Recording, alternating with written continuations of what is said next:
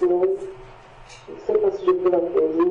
Désolée, je suis plus inspirée à 4h30.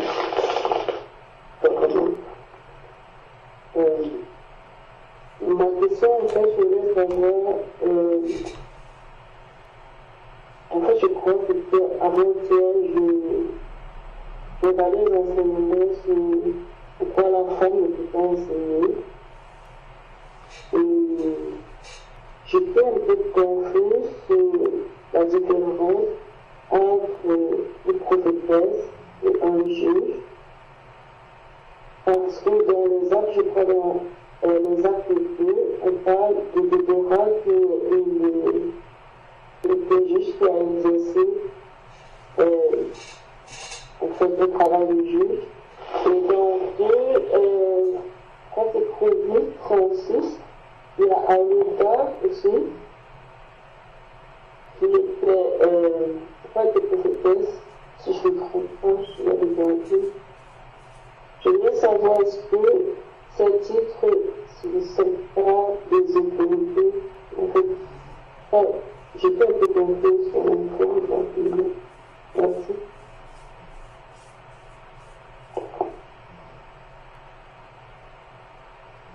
La question se situe entre,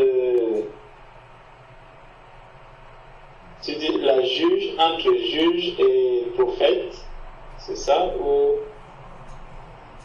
Oui, en fait, je voulais savoir, juge et prophète, ce ne sont pas des positions qui sont liées avec l'unité, c'est juste la question.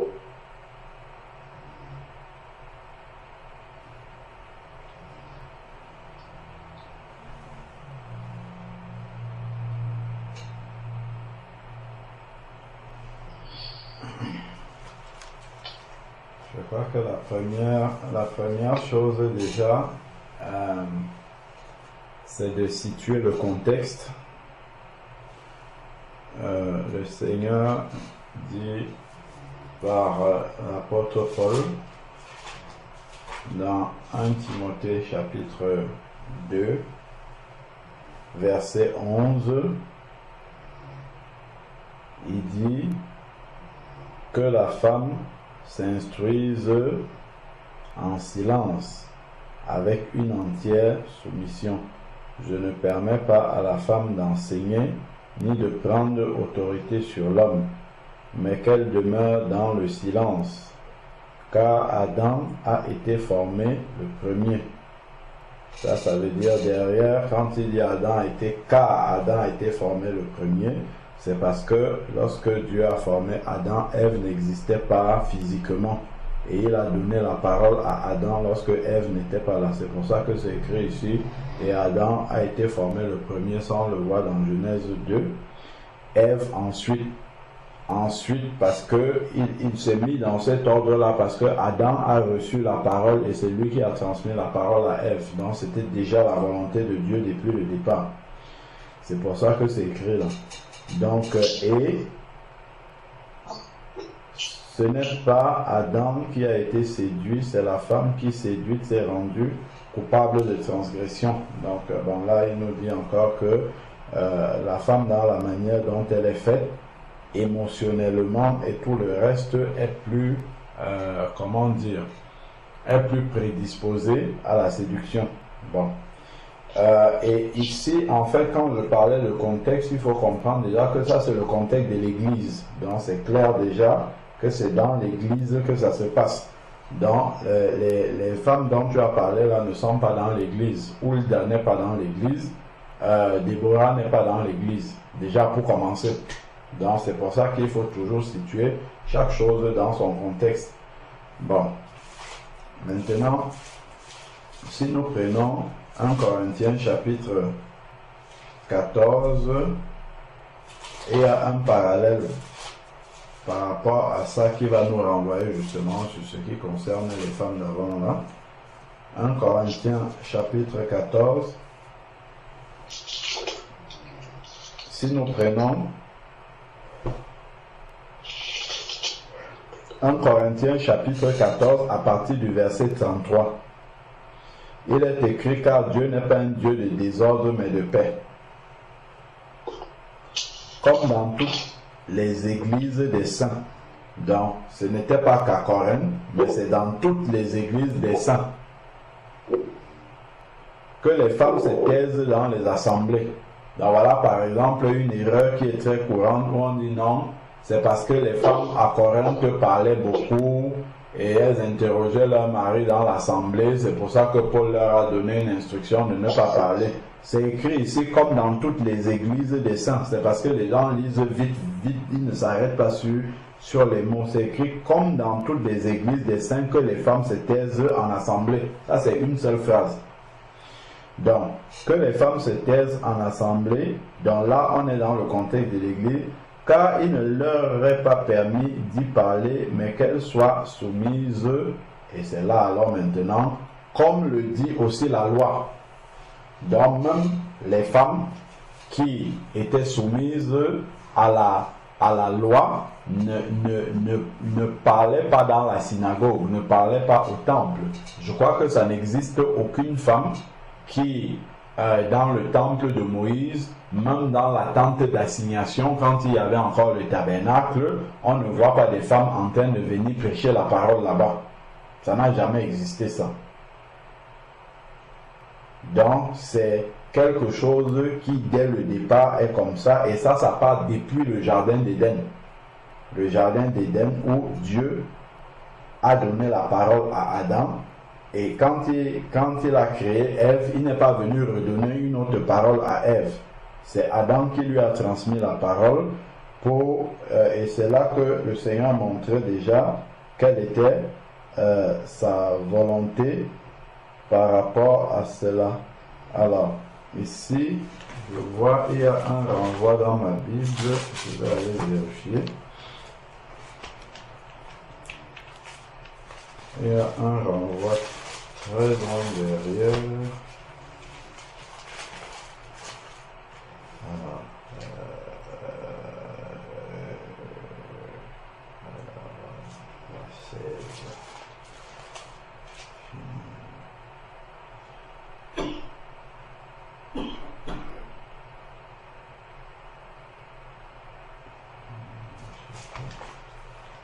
comme le dit aussi la loi. Qu'elle soit soumise. Ok. Bon. Donc, que ça soit dans le temple, que ça soit dans les synagogues, ainsi de suite, ça, les femmes n'enseignent pas là-bas, parce que c'est une question d'autorité spirituelle. Maintenant, on a parlé de Déborah. Déborah, c'est dans le livre de Juge. Pardon.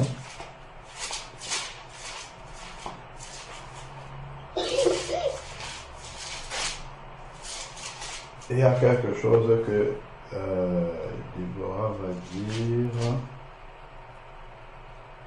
Je ne sais pas si c'était à Gédéon. Alors, donc, si on prend Juge déjà, parce que c'est bien toujours de retourner dans le contexte pour voir.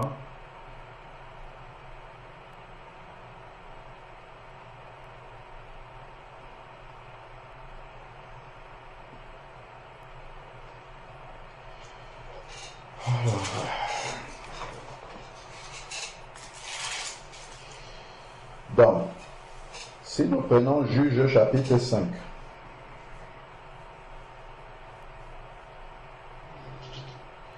Juge chapitre 5,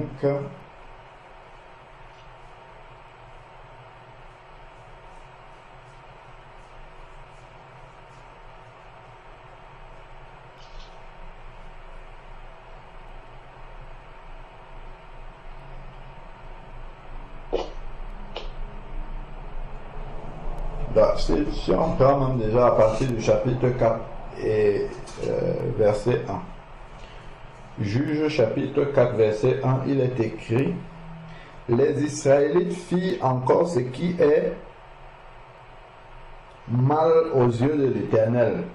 Donc c'est bien toujours de repartir dans le contexte. Le contexte nous précise les choses. Donc les Israélites étaient en dehors de la volonté de Dieu.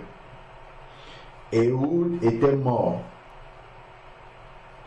Et l'Éternel les vendit entre les mains de Yabin, roi de Canaan, qui régnait à Hatzor. Le chef de son armée était Sisera. Il habitait à Rochef Goïm. Les Israélites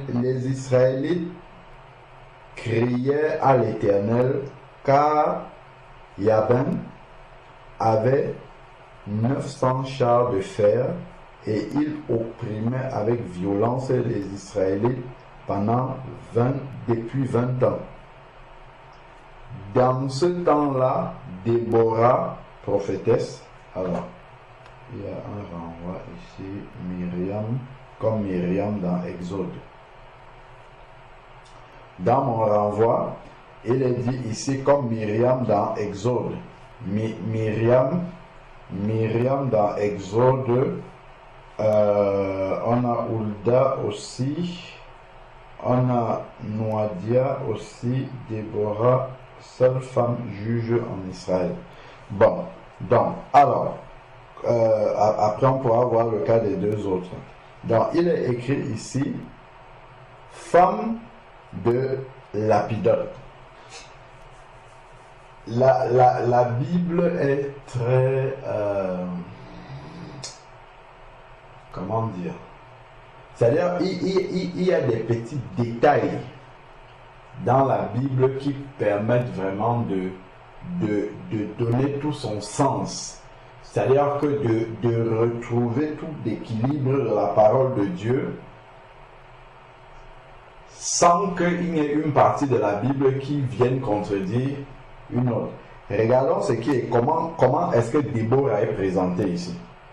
On nous dit, dans ce temps-là, Déborah, prophétesse,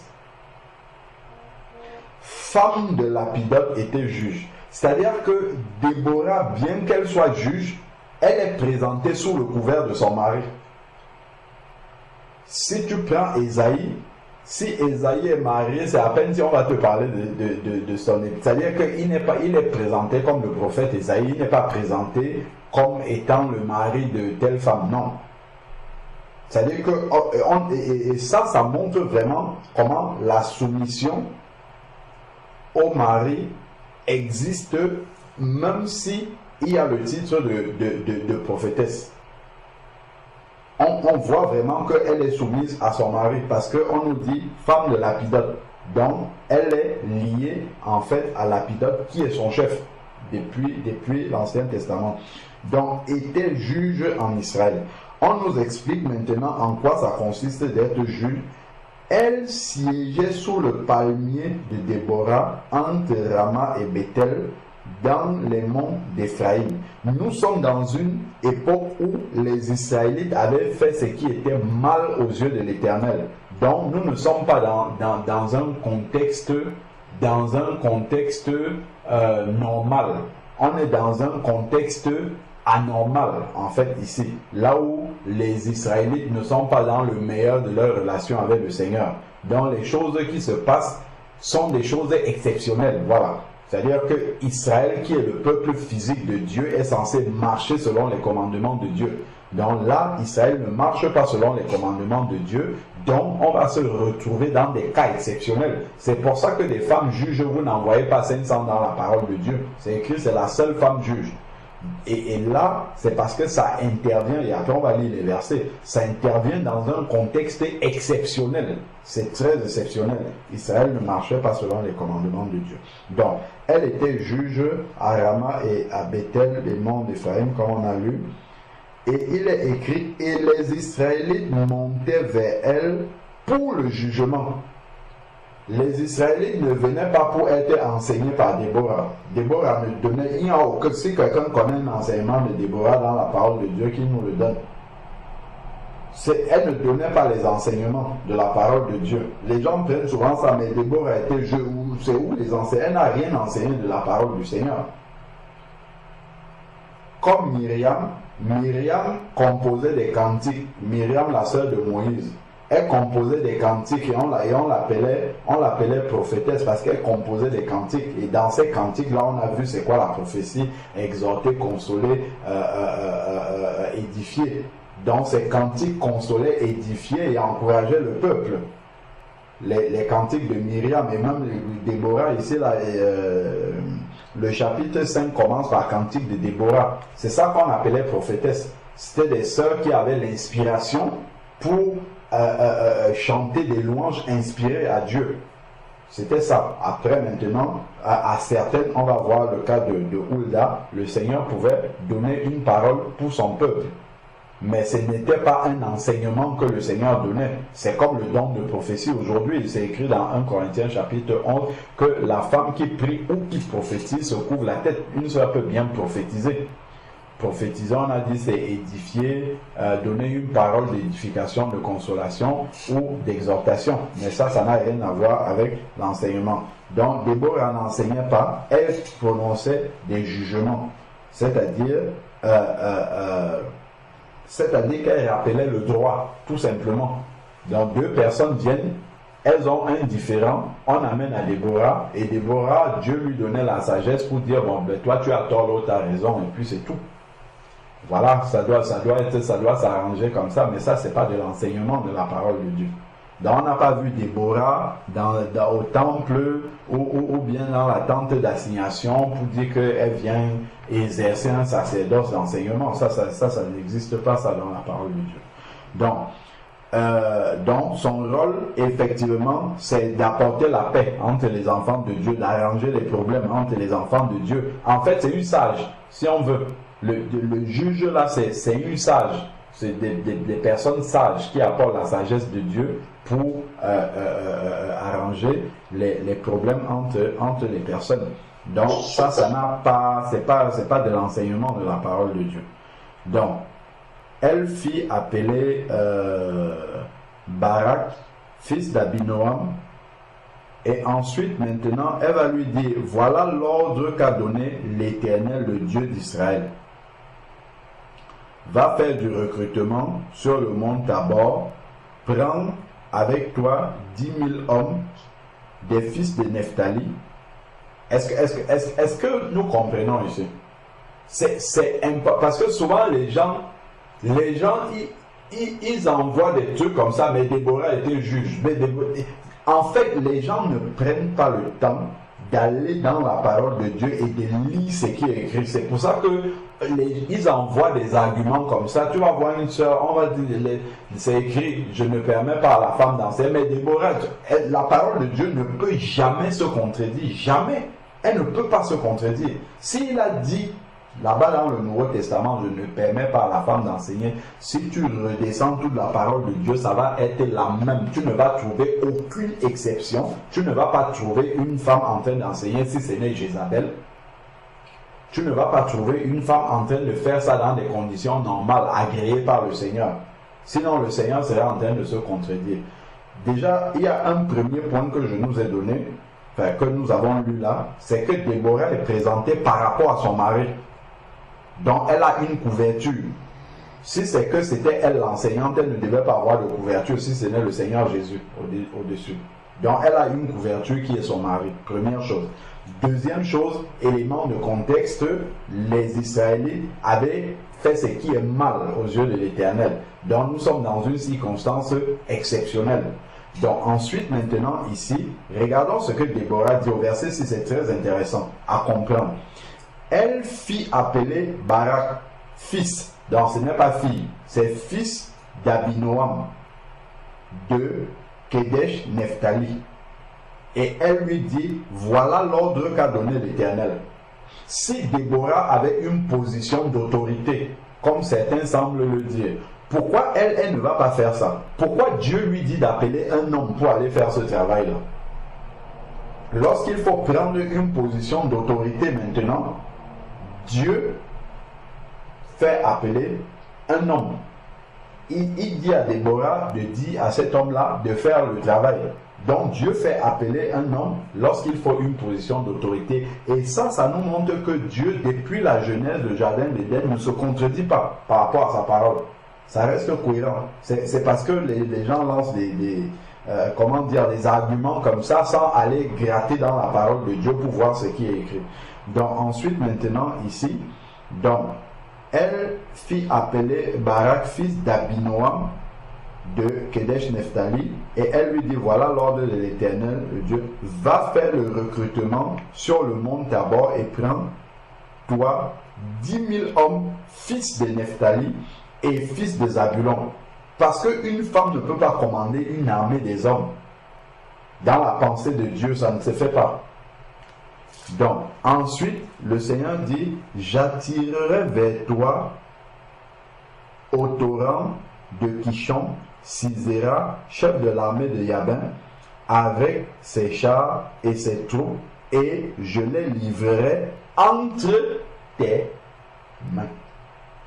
Entre les mains de Barak, le fils d'Abinoam. C'est un homme qui doit faire ce travail-là. C'est un homme qui doit être à la tête d'une armée. Comme ce sont des frères qui doivent conduire l'église du Seigneur. Alors que Déborah est là. Pourquoi le Seigneur ne dit pas à Déborah, appelle 10 000 hommes, va, dirige-les pour aller faire ça, même si ce n'est pas toi qui combats, donne-leur les ordres pour aller faire ça. Non. Parce que la parole de Dieu, elle est cohérente du début jusqu'à la fin. Déborah était là pour régler, pour aider les Israélites à régler leurs palabres, mais quand elle a une position de direction, elle n'avait pas la direction quand on parle de direction spirituelle, par exemple, dans l'église du Seigneur, Déborah n'avait pas la direction spirituelle dans le peuple. Là, on voit que quand il faut prendre une direction, le Seigneur lui dit ce qu'il faut faire, mais c'est un homme qui doit venir prendre la direction et commencer à la gérer. Et ça reste cohérent avec la parole de Dieu. Bon, maintenant, Barak lui dit, écoutons ce que Barak lui dit, si tu viens avec moi, j'irai. Voilà un poltron. Si tu viens avec moi, j'irai, mais si tu ne viens pas avec moi, je n'irai pas. Il voit la servante de Dieu, ainsi de suite. Il pense que l'appui du Seigneur, il va s'appuyer sur un homme au lieu de s'appuyer sur Dieu, enfin sur l'être humain, j'entends par là. Mais, écoutons maintenant, il faut vraiment qu'on aille méditer dans la parole. Écoutons ce que Déborah va répondre à Barak. Déborah aurait pu dire, mais oui, effectivement, je suis juge ici en Israël, et en plus le Seigneur, il m'a donné cette parole-là pour toi, il n'est pas question que tu ailles à la guerre sans moi, il faut que j'aille quand même parce que c'est quand même moi. Écoutons bien ce que Déborah dit. Elle répondit, j'irai donc avec toi, mais, Déborah, elle connaissait la parole de Dieu. Elle connaissait quelle était sa place.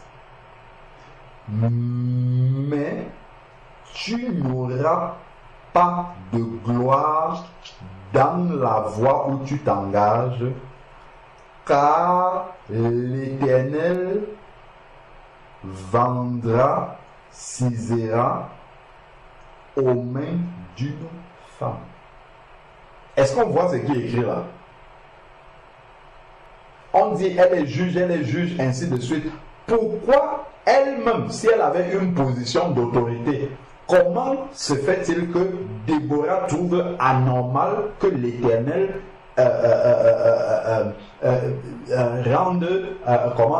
livre les mains de Sisera entre les mains d'une femme?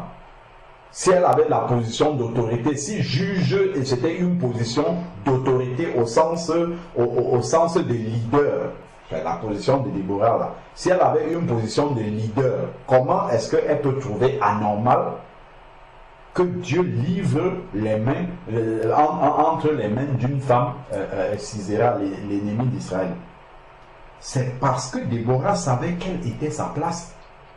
Elle savait qu'elle était là de manière temporaire parce qu'il y avait un dysfonctionnement et puis on va lire ça après, il y avait un dysfonctionnement dans la marche normale des enfants d'Israël. Dans la réglementation normale du Seigneur, il y a eu un dysfonctionnement et elle s'est retrouvée temporairement à cette place-là.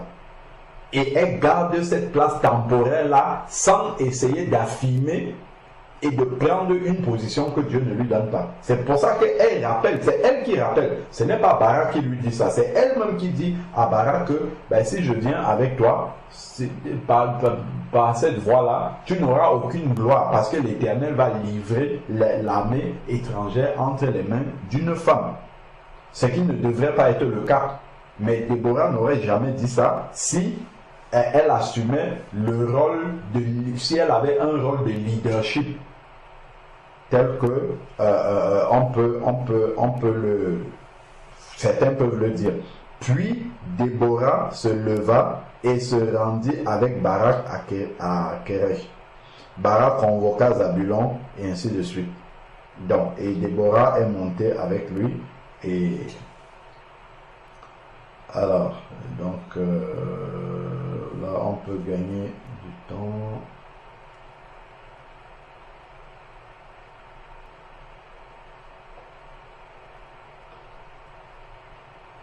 Bon, on peut, vous pourrez lire la suite. Si nous regardons le chapitre 5, donc la cantique de Déborah, ça c'est le rôle justement de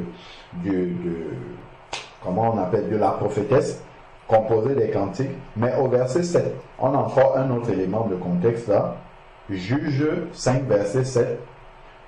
On avait abandonné les villes ouvertes en Israël. On les avait abandonnées jusqu'à ce que je me sois levé, moi, Déborah. Donc, ici, les hommes avaient abandonné leurs responsabilités et Déborah s'est levée. C'est-à-dire qu'elle a pris la responsabilité de mère. D'ailleurs, elle va le dire. Je me suis levé comme une mère pour Israël. Parce que les hommes étaient défaillants. C'est pour ça qu'elle s'est retrouvée à cette place-là. Ce n'est pas que Dieu l'a appelée à être juge. C'est que les hommes étaient défaillants et elle a pris cette place-là. Et à ce moment-là, Dieu l'a utilisé temporairement pour assurer ce rôle que les hommes n'arrivaient, puisqu'ils avaient fait ce qui est mal aux yeux de l'Éternel. Donc, on avait, je me suis levé, moi, Déborah, que je me sois levé comme une mère pour Israël. Donc elle s'est levée, elle n'a pas dit que Dieu l'a levée, elle s'est levée parce qu'il y avait un besoin là, et puis elle a décidé de le faire. Donc on avait choisi de nouveau Dieu, donc elle indique dans le contexte dans lequel elle est arrivée. On était dans un contexte spirituel, comment dire, là où Dieu avait été rejeté complètement par les Israélites. On avait choisi de nouveau Dieu, alors la guerre était aux portes. Voyait-on un bouclier, une lance pour 40 milliers en Israël.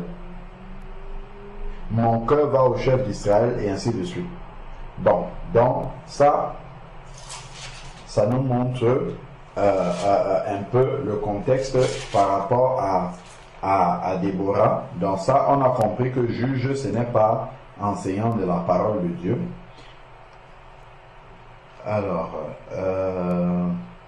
ensuite, maintenant, on a parlé de l'autre. Myriam, on en a parlé. Hulda, prénom Hulda, 2 Rois 22, 14. Hulda, 2 Rois 22, 14, c'est une prophétesse aussi.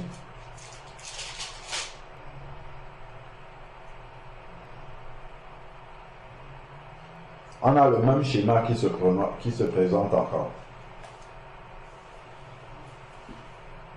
2 Rois 22, 14, le sacrificateur Hilkia à Hikam, à Bor, Shaphan et Azaya allèrent auprès de la prophétesse Hulda. Si on s'arrête là, on peut confondre avec prophétesse dans l'église du Seigneur. C'est pas la même chose. Dans l'église du Seigneur déjà, Éphésiens chapitre 4, verset 11, il a donné dans l'église il a fait don des apôtres, des prophètes, des évangélistes, ainsi de suite. On ne dit pas des prophétesses. On dit il a fait don des apôtres, des prophètes, des évangélistes, des pasteurs, des docteurs. Ce n'est jamais au féminin. On ne dit pas il a fait don des prophètes et des prophétesses. Non, il a fait don des prophètes. Donc, ce ne sont que des frères qui peuvent utiliser ça. Donc, qui peuvent porter cette responsabilité-là. Donc, prophète que l'on retrouve dans le Nouveau Testament, comme Agabus ou bien d'autres prophètes, ce n'est pas le même titre que les prophétesses de l'Ancien Testament dont on voit ici. Les prophétesses, c'est l'équivalent du don de prophétie, si on veut, et ça, les sœurs peuvent l'avoir. Donc, ici, ils sont allés donc chez la prophétesse Hulda, de la même manière que Déborah a été présentée.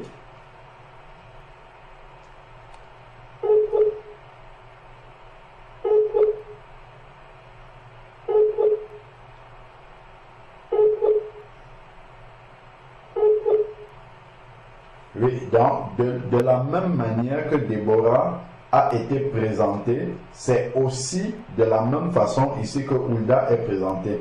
On nous dit Hulda, femme de Shalom. Donc elle était, cette prophétesse-là, mais sous la responsabilité spirituelle de son mari. Donc elle n'a pas une responsabilité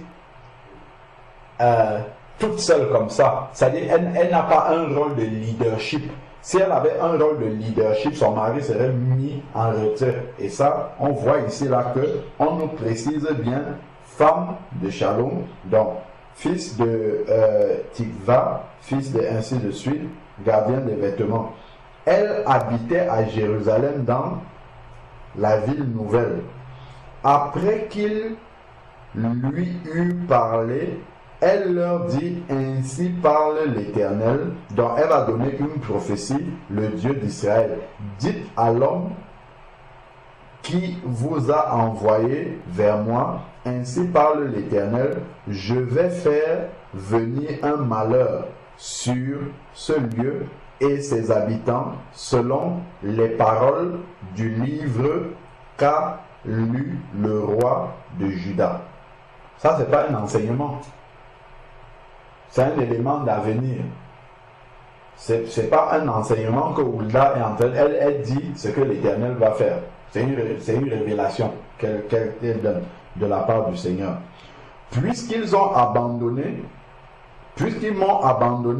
brûlé mes parfums, elle prononce un jugement que l'Éternel va faire. Ils ont brûlé mes parfums à d'autres dieux afin de m'irriter par toute l'œuvre de leurs mains. Ma fureur s'est enflammée contre ce lieu, elle ne s'éteindra pas. Mais vous direz au roi de Juda qui vous a envoyé pour consulter l'Éternel, ainsi parle l'Éternel, le Dieu d'Israël, au sujet des paroles que tu as entendues. Parce que ton cœur a été touché, parce que tu t'es humilié devant l'Éternel en entendant ce que j'ai dit contre ce lieu et contre ses habitants, qui seront un objet de désolation et de mépris, et parce que tu as déchiré tes vêtements et que tu as pleuré devant moi, moi aussi j'ai entendu oracle de l'Éternel. Donc elle n'explique pas du tout le contenu du livre de la loi qui a été lu au roi de Juda, mais elle donne juste une prophétie de la part du Seigneur. Ça, c'est pas un enseignement. Tout ce qu'elle dit là, elle annonce les oracles de Dieu, c'est ce que Dieu va faire. Mais ça, c'est pas un enseignement qu'elle est en train de donner.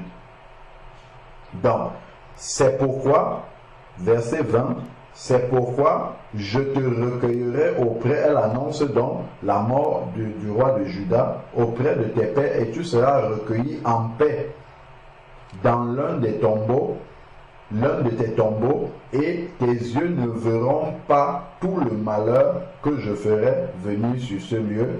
Il rapportait ses réponses au roi. Donc, voilà le travail que Hulda a fait. Là, il n'y a aucun enseignement là-dedans. C'est une parole prophétique qu'elle a donnée. Donc, il ne faudrait pas qu'on se trompe là-dessus. Ensuite, maintenant, NE, c'est Néhémie 6,14.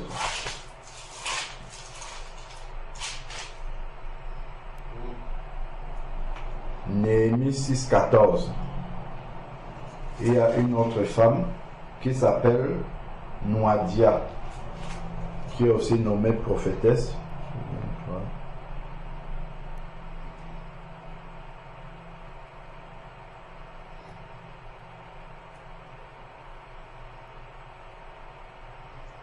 Bon, là on en dit un peu moins sur elle. Ouais, il faut lire le contexte. Donc voilà simplement un peu. Après on nous parle aussi de comment on l'appelle Anne, la prophétesse. Et on nous dit que depuis, c'est dans Luc chapitre 1 ou 2, si je ne me trompe pas, depuis qu'elle avait perdu son mari, elle persévérait dans les jeûnes et les prières. Elle ne quittait pas le temple. C'était ça son rôle de prophétesse. Et donc, en persévérant dans les jeûnes et prières, le Seigneur lui donnait des prophéties, comme lui annonçait la venue du Messie, et ainsi de suite. Mais ça, il n'y a pas d'enseignement là-dedans. Donc tout ça, ça n'a rien à voir avec l'enseignement. Donc voilà un peu de manière brosser la réponse à la question des femmes prophétesses de la parole de Dieu, ou bien les femmes qui sont la seule femme qui a été juge dans la parole de Dieu. Ça ne peut pas justifier qu'une femme peut enseigner, puisque ces femmes-là